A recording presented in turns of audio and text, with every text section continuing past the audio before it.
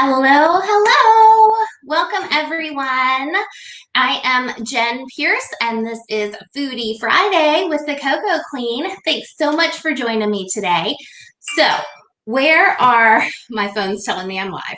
Thanks, phone. Where are my white chocolate fans? Right? White chocolate in the house. So, if you're a white chocolate fan, then today's episode is for you. Today we're going to make white chocolate blondies, and I'm going to share with you my tips for getting the perfect blondies to come out, right? Not too hard, not too soft, just perfect, because this mix can be a little deceptive. It's really easy, but people often overcook them. So I'm going to tell you all of my tricks about that. But before we get into it, let me introduce myself to anybody that might be new. So I am Jen Pierce, better known as the Cocoa Queen, not just because I wear a crown, but because I'm absolutely obsessed with everything chocolate and cocoa. And thank goodness for me, I found this company called the Cocoa Exchange that is just as obsessed as I am. Literally all of their products contain either chocolate or cocoa. It's amazing. I absolutely love it. And it is perfect for me because I'm not a chef. Don't let the jacket fool you. And don't love spending a lot of time in the kitchen over a hot stove. I like it quick and easy and delicious. And that's exactly what the Cocoa Exchange does for me. So I come to you every Friday to share a recipe with you. Foodie Friday, Fridays at 5 p.m. Eastern Time. So today we are going to make our Dove Signature white chocolate blondies. And it's Dove Signature because we only use the finest Dove chocolate, yes, that you know from stores. And in this, I don't know if you can see, but there are real chunks of white chocolate in there. So it is very creamy and rich and chocolatey. I often comment that I feel like it's almost like caramel, that it's so smooth and creamy like that, these blondies. So blondies are just like brownies, but white chocolate. So, and we use real white chocolate. If you have heard my spiel about white chocolate before, you know most white chocolate doesn't really contain any chocolate at all. They'll say things like chocolate flavoring because white chocolate doesn't use any cocoa powder, but it uses cocoa butter from the cocoa bean.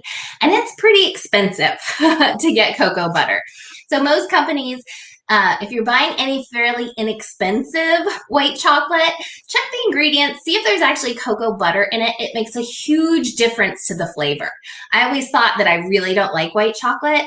It's just that I don't like wax chocolate or white wax because it's often edible wax and other flavorings that places use instead so that they don't have to pay for the cocoa butter. We use real white chocolate with cocoa butter in it. So I'm going to preheat the oven to 350. And like I said, this part of the recipe is super easy. We just throw the mix in. We're going to do 1 stick of butter melted. So I'm going to throw that in the microwave to melt it. If I can get out of the wrapper. And 2 eggs. And I've got my eggs out here.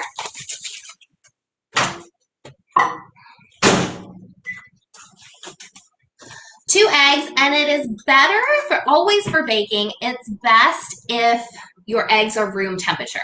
So if you can think to take them out a few minutes in advance, that is better for any time that you're baking. If not, my little cheat, of course, is to use the microwave again because I never remember to take anything out ahead of time for about 10 seconds. No more, or you'll start cooking your eggs. And you don't want that. So throwing in 2 eggs. Yeah, Brandy, the blondies are so amazing. They are my husband's favorite. We'll see if these last through the day. And Joanna, yeah, white chocolate. Most of it's not real white chocolate. So I'm preparing my pan. It calls for, I think, an 8 by 8 or 9x9 pan, but I am, whoops. But I am making these for an event that I'll be at tomorrow, so I want to have a little more than usual. So I am going to put it in a larger pan. So I am using parchment paper in my pan just to help it from sticking. I love parchment paper. I found out about it a couple years ago, and I was like, where has this been all my life? I actually called up my mother and fussed at her and was like, why didn't you tell me about parchment paper? That's a miracle. So now I always use it anytime baking, use the parchment paper. So if you don't care, sorry, crinkly, if you don't care about how your blondies look coming out of the oven, then you can do your parchment paper up around the sides too. If you want them to look clean corners, then you'll want to trim your parchment paper down. So it's just whatever you prefer. So I think my first introduction to white chocolate was probably like a white chocolate Easter bunny. I feel like I have a distant memory of that from childhood. 1 stick of melted butter. Trying to show you without spilling it. And I was not a fan. I was like, oh no. I love chocolate. I've loved chocolate ever since I was itty bitty, but not the white chocolate. But recently, since finding the Cocoa Exchange, I tried the Blondies, love them. They're amazing. And we've had a couple other white chocolate products. We usually don't do a ton of white chocolate. Again, I suspect because it's expensive. But really, I like it. And right now we have out those white chocolate peppermint bars. Have you guys seen those? And I love me some chocolate and peppermint. So those are really yummy. So, yeah, I think I like white chocolate now. Who knew? All right, so we are mixing this up real quick. So like I said, super easy. You just throw the mix in, stick of melted butter, 2 eggs. Couldn't be easier. Only takes a minute to mix it up. Okay. And you will see all the big chunks of white chocolate in here again, which are fantastic. I have to get all of it. And then I'm going to put it in my pan. So all of this is really simple. You kind of can't screw it up to this point. But where people do sometimes make mistakes with this, and sometimes with the brownie mix as well, although I find people make more mistakes with the Blondie mix, is that, so we use a lot of chocolate in this and in the brownie mix. And of course, the result is amazing. Amazingly delicious, but it's also fairly gooey, right? Do you like a fudgy brownie? So our Blondies and our brownies are very fudgy-like. They have that texture. So when they first come out of the oven, oh, I didn't let you guys see. When they first come out of the oven, they don't look done, right? And if you stick a toothpick or a knife in the middle, like we normally know to do for baking, right? It will probably come out wet. And, you know, we think like, oh no, it's not done yet. However, there's a good chance that your toothpick hit a chunk of chocolate. And that's why it's wet, because the chocolate is melted in there. So a lot of times people think it's not done when it really is. The other key thing about our Blondie and our brownie mix is that when they come out of the oven, you cannot cut right into them. You can't. I did that once with the Blondies, and it literally like oozed out from the middle.